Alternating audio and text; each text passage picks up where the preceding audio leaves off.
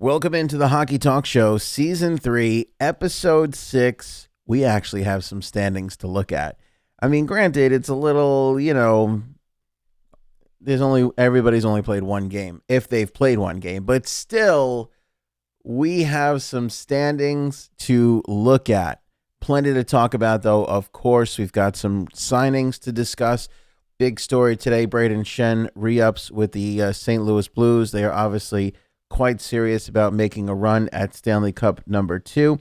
Alex Debrincat signs with the Chicago Blackhawks.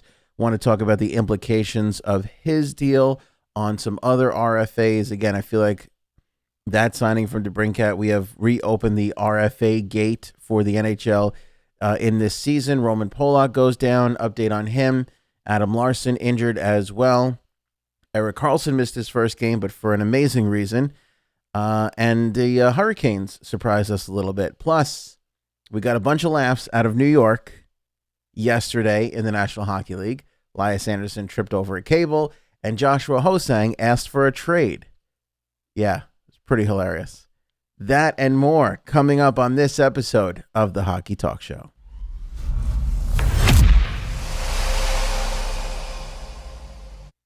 All right, full slate of games tonight. We'll do some predictions towards the end of the program here. Of course, if you're listening on the podcast, you'll know pretty much if we were right or wrong on most of these assumptions. If you're watching on Facebook or YouTube, make sure you write hello. Make sure you hit that like button, and then, of course, share this all around to everybody who is a hockey fan. What's up, Rob, on the YouTubes? And hi to my wife who's watching on Facebook. Love you, sweetheart. All right, let's talk about the day's news and what's gone on here. I guess we'll open up with Erik Karlsson because had a baby, and that's always a big day. I talked about this when we looked at the John Tavares captaincy announcement, and he got to do it with his little boy, Jace, and that was quite lovely. Hockey's fun, and we can argue and talk, but it's all about family at the end of the day, and Erik Karlsson expanded his family by one. A beautiful baby girl. There's his wife right there. C-section. I'm happy to see this because when I started watching the San Jose Sharks game opening season, they said he left for personal reasons. And usually when you're leaving for a baby, they say he's leaving because he's having a baby. But they didn't say that. They said he just left for personal reasons. And I know Erik and his wife have been through a lot in the past. So I'm happy to see that these were the personal reasons, and this is why he missed a game. That is certainly worthy of missing a game, and congratulations to Mr. and Mrs. Karlsson there for that beautiful baby girl. Can't really see her all that good, but she looks pretty beautiful from here. Congratulations to them. Congratulations. Look at this facial expression on Brayden Schenn. Look at this guy. Here's a guy that is pretty much in shock that he just got the amount of money he got off the St. Louis Blues. $52 million contract, 8 years for him, $6.5 million in the AAV. Brayden Schenn, certainly a big part of the St. Louis Blues Stanley Cup run. He had 17 goals, 37 assists for 54 points in 72 games for the Blues last season. 12 points, 5 goals, 7 assists in the Stanley Cup playoffs.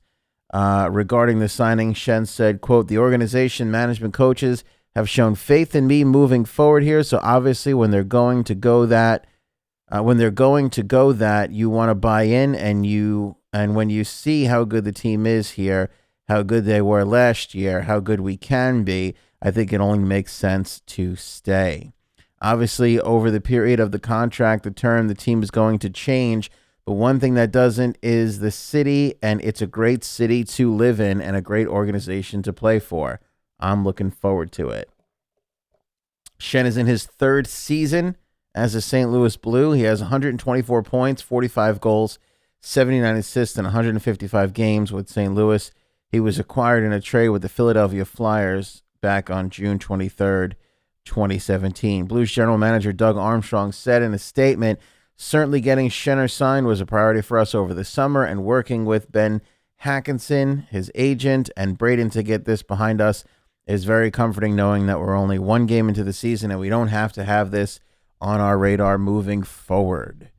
A lot of people like peacetime, especially when it comes to the start of the National Hockey League season, and clearly that was a priority for the St. Louis Blues locking up Brayden Schenn. I don't know if getting their captain, Alex Pietrangelo, under contract is going to be as easy of a task, but I think they're certainly going to try and get it done. I don't think that Justin Falk coming in here means that Pietrangelo is going to go out, even though he was heavily involved in trade rumors last season prior to them winning the Stanley Cup.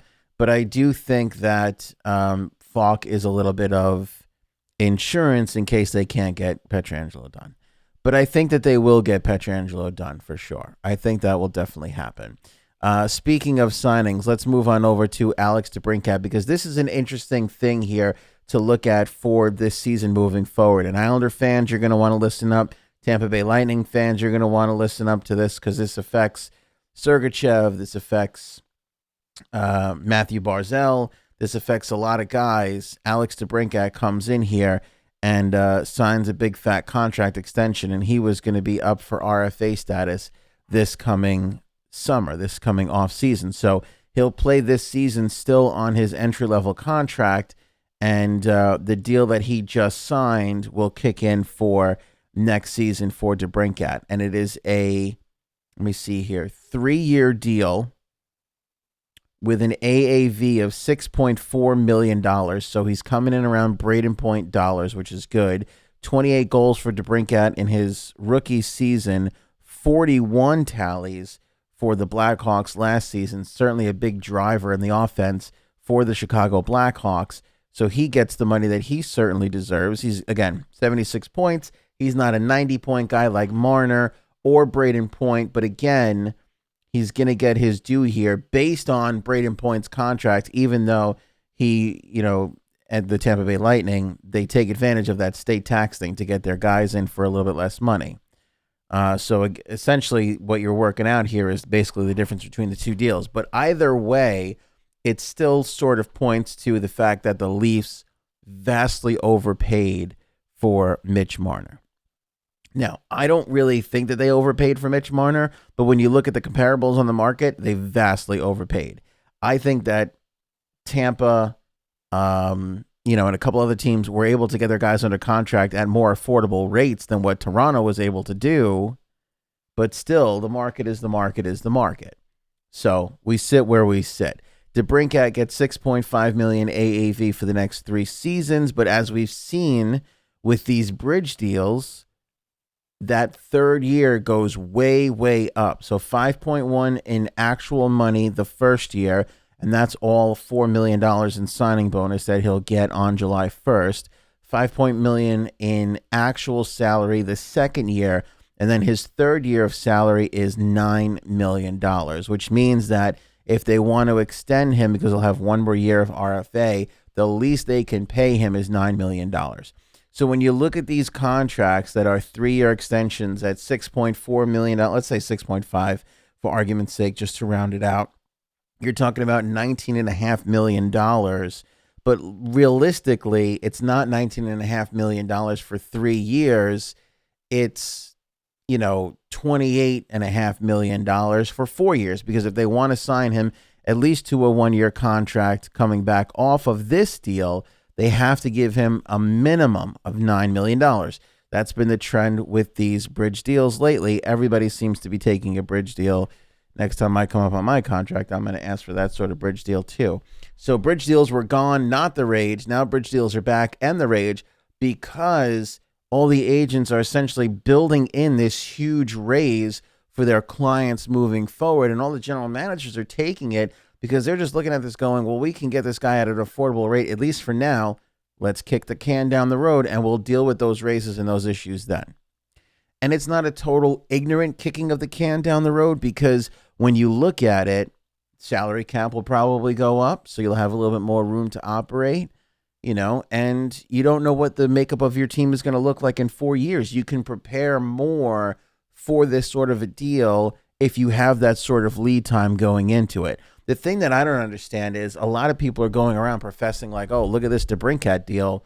He got it done.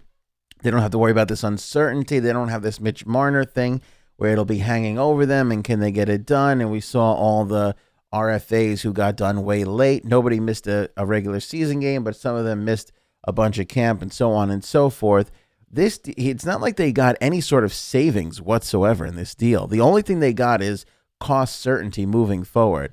So, yeah, they don't have to worry about it, but it's not like they saved any money in this transaction. They just know a little bit sooner what they're going to be paying for. So I don't think that if you're an Islander fan and you're looking at Matthew Barzal, you have to worry or be concerned, oh, Debrincat signed and Barzal is not signed, start up the rumor mill. I don't think you have to be concerned from that point. What I think you have to look at, though, is where this sort of sits salary-wise. And, especially for a team like the Islanders, especially for a team like the Tampa Bay Lightning, when you look at Sergachev and you look at all those long-term deals that were put into place, if, let's say, these guys are going to get similar deals, and it's unfair to really compare because stats-wise, they're all a bit different, and Sergachev is a defenseman. But if these guys are going to all get similar deals, especially like if you look at the Tampa Bay Lightning, you just, you have all these other guys that are under contract.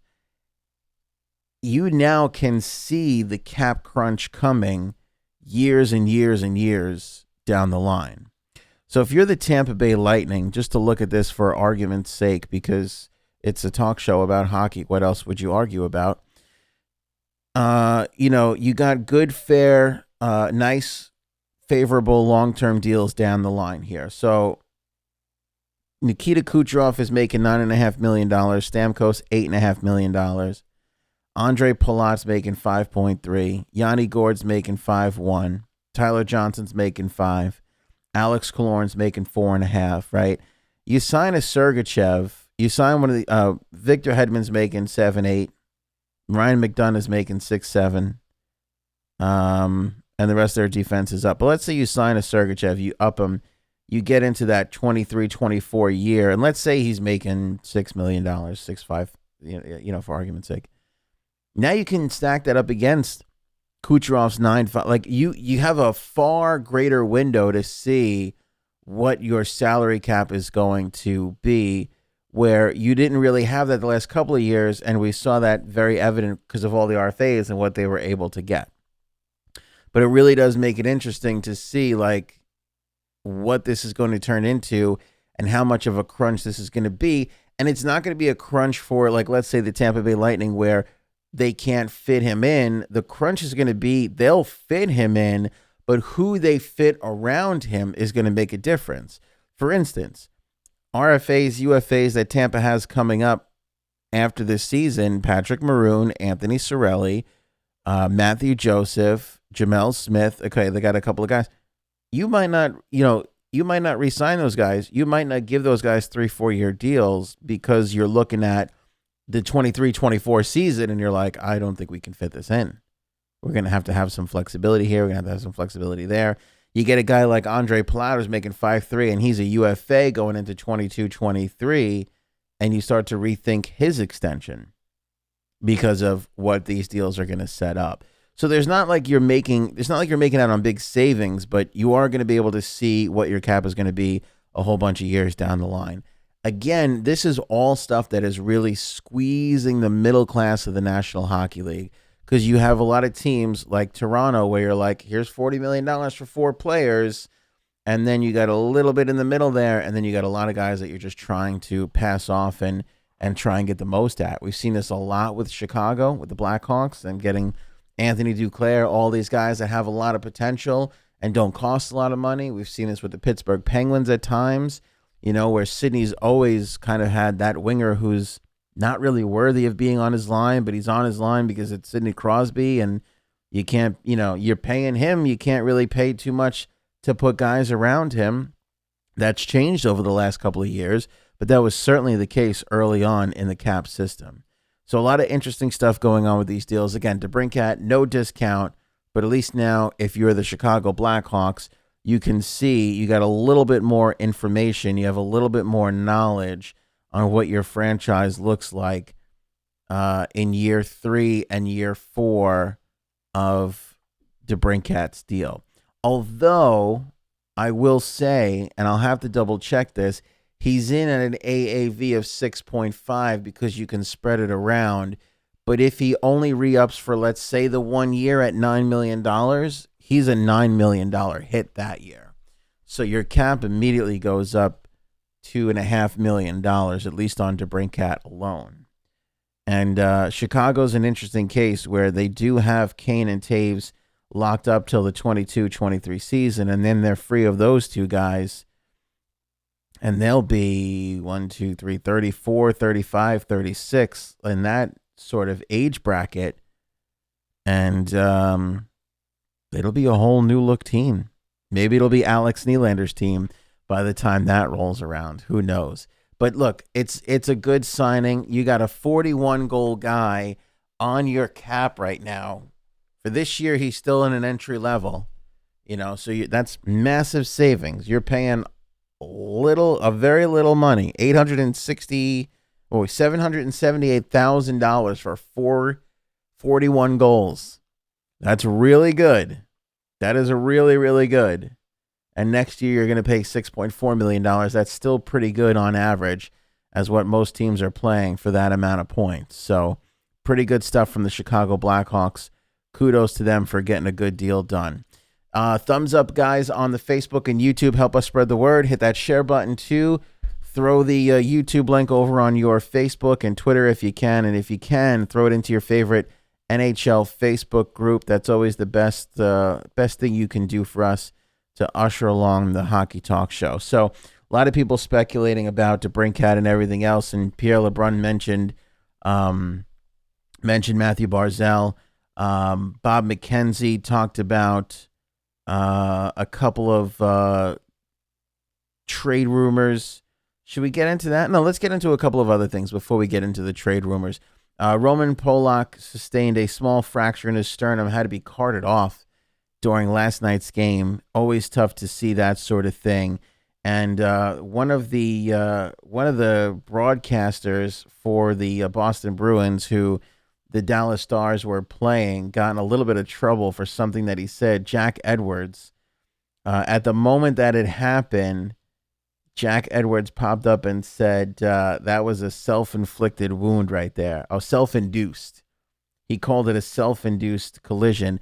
Roman Polak was riding a Bruin into the boards. He actually went down and cross-checked. There's this move in hockey where right where your hockey pant ends, if you cross-check a guy there, you can almost push down as much as you push into them. And by pushing down on the top lip of your pant, you could kind of force a guy to fall down. A little bit of a dirty play, actually. To do it, especially that close to the boards, never a good thing. And Polak did that, and the player did go down, and as he did it, he kind of went down too easy, and Polak was like thrown forward, and boom, head first, shoulder cracked right into the boards. Not a good thing. And Jack Edwards called it a self-induced injury, and a lot of people were giving him some garbage for that. Look, I don't love the comment, but I don't hate it. You got to call the game the way you call it. By the way, Jack Edwards stood by what he said, which I do like because I hate apology culture and cancel culture and everything else like that. I think that's bad for the world to just, you have to apologize every 5 minutes for something. I don't agree with that whatsoever. Guy was calling the game like he sees it, and the fact of the matter is, as Roman Polak, you don't want to see a guy hurt, but, he was making an aggressive play. He's an aggressive player. Things happen. And it's never easy, by the way, seeing somebody carted off the ice. That just sucks. I mean, it's just the whole place is quiet. There's 20,000 people there. Everybody's just quiet. You know what I mean? Nobody is saying a word. It's just a tough thing to watch. But Polak goes off, and he's got a small fracture in his sternum, so he's going to be missing a bunch of time. He'll be evaluated in a week, and they'll know a little bit more then. But if you're the Dallas Stars, it hurts a little bit because you got Julius Honka, who's out there demanding a trade, who's not on your roster, and now you're down a defenseman. So you got to figure out what to do there. Now, similarly for the Edmonton Oilers, these poor Oilers, Adam Larson, season opener, he goes down with a fractured right fibula. He's out for 6 to 8 weeks. So Edmonton goes through the entire process. They got the new general manager in Ken Holland, new coach in Dave Tippett. They look at Evan Bouchard. They decide that he's not good enough to play in the National Hockey League. They send him down to Bakersfield to the American Hockey League. Adam Larson out 6 to 8 weeks. Now you got to call Evan Bouchard back up. They think that one of their other defensemen, a seventh defenseman, what's the kid's name? Joel Person. They think Joel Person will come in and step in for him, and maybe they'll send Evan Bouchard back down so he can get that little seasoning back down there in the AHL. We'll have to wait and see on that. But it's just like I feel like Edmonton can't catch a damn break. You know what I mean? They can't catch a break. Now, Bob McKenzie quite smartly sees this. You know, you lose your 1A defenseman 6 to 8 weeks. You can't have that. You got to go out and get somebody else. Julius Honka seems to be like a good option. Now, I don't know if Dallas makes an attempt to re-sign him. I doubt it. He demanded a trade. I don't think he wants to play there. Don't think he likes the coaching staff, the city, whatever. So maybe they can hook up something over there for Julius Honka to go up to Edmonton and help. He's not an Adam Larson, but he is a good young prospect and could maybe fill the void a little bit. Matt on YouTube, that's why you need depth. Yup. That is why you need depth. And it's becoming a super important asset in the National Hockey League because as we're seeing with these salary caps, $40 million in 4 players in Toronto, right? All these things, you start losing a guy here, you start losing a guy there, you can get in trouble really, really quick. I think it's why the Arizona Coyotes went out and grabbed Eric Comrie and are going to carry 3 goalies, or at least have that, that third option close by to be a call up, because you can never have enough depth in a situation.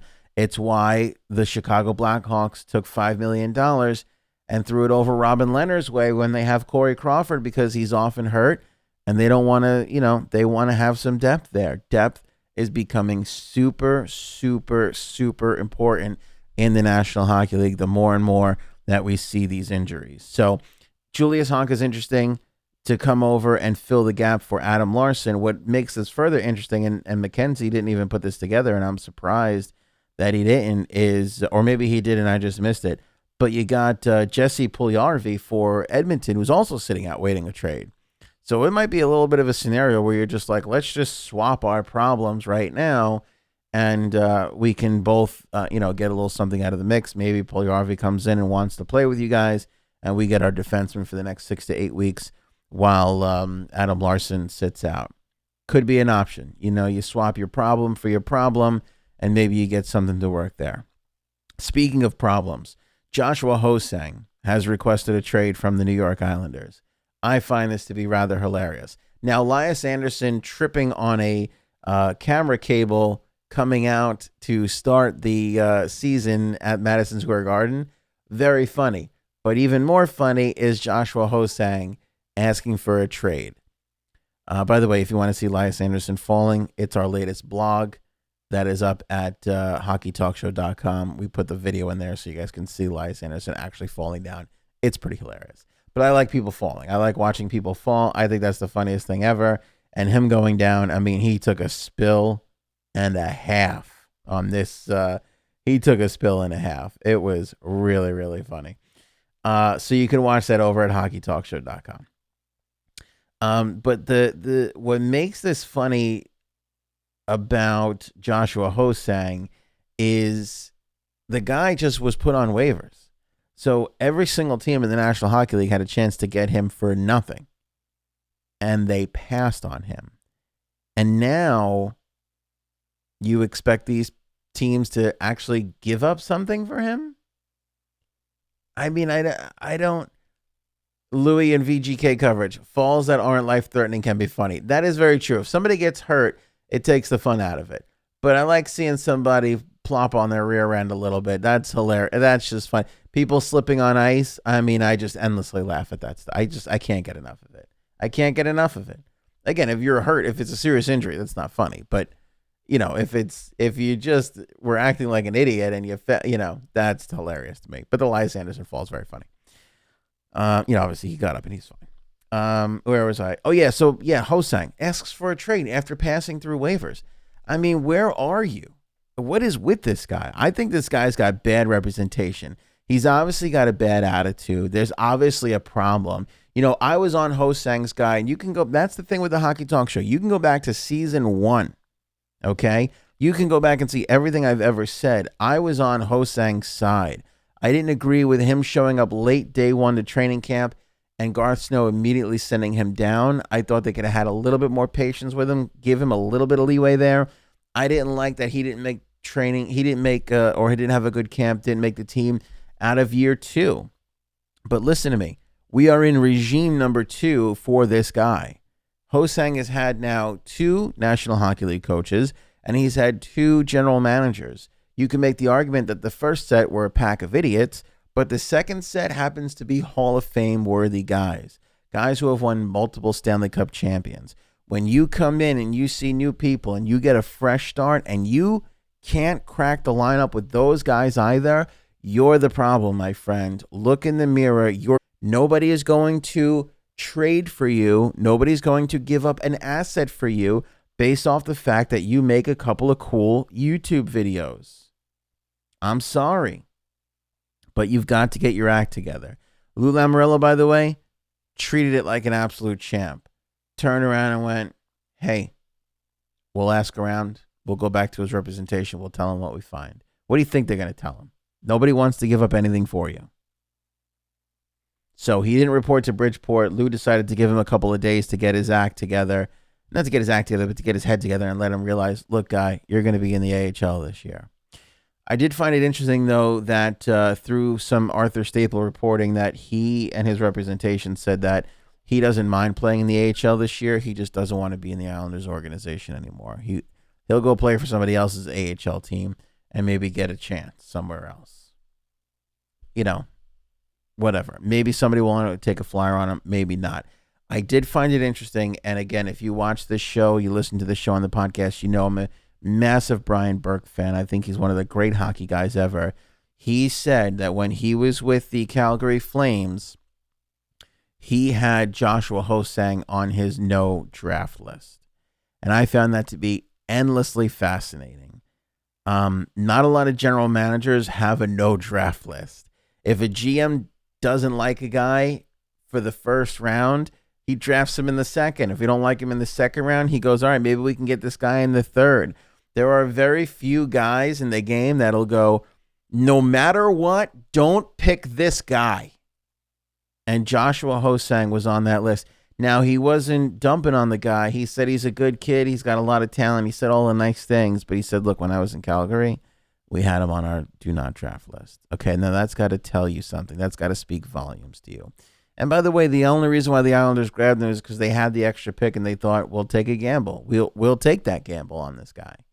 And it turns out to not have worked. And they've held on to him too long, and there's just been too much stuff that his trade value is damaged. He needs a lot of work. If you're Joshua Ho-Sang, just go down there in the AHL and light it up. That's what you got to do, man. You don't worry about Lou Lamoriello. You don't worry about Barry Trotz. You don't worry about past mistakes. You don't worry about anything. Worry about putting the puck in the net that night, getting on the bus, going to the next town, and putting the puck back in the net again. And then you'll get to play wherever you want. It's that simple. Otherwise, pick out your favorite country in Europe, because I'm sure there's plenty of teams over there that'll give you a couple bucks to play and make cool YouTube videos. Also, to fill in the Adam Larson role, somebody said it here in the YouTube side of things, Thomas Hickey. Matt got it. Thanks, Matt. Thomas Hickey, good option for the Oilers. Again, he passed through waivers. Edmonton, if they can fit him in... did we lose our YouTube stream? Maybe we lost our YouTube stream. I apologize if we're having some technical difficulties there. But yeah, the option of Thomas Hickey, certainly that's an appealing one. That's an appealing one, because if you can bring in a Thomas Hickey, if you could afford and if you could afford his contract, which isn't too much, but 2.5 for, again, a fifth or sixth defenseman, it's a little bit on the pricier end for that. Now, it looks like their projected cap space right now is $1,400.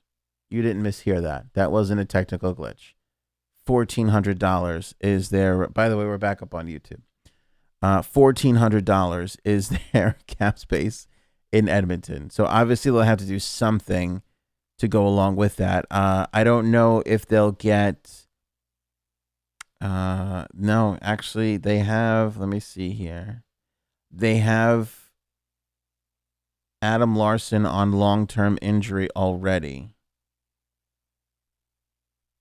And they have Joel Pearson on injured reserve. This is where the cap gets a little funky. I'm sure if they could fit it in, they can fit it in.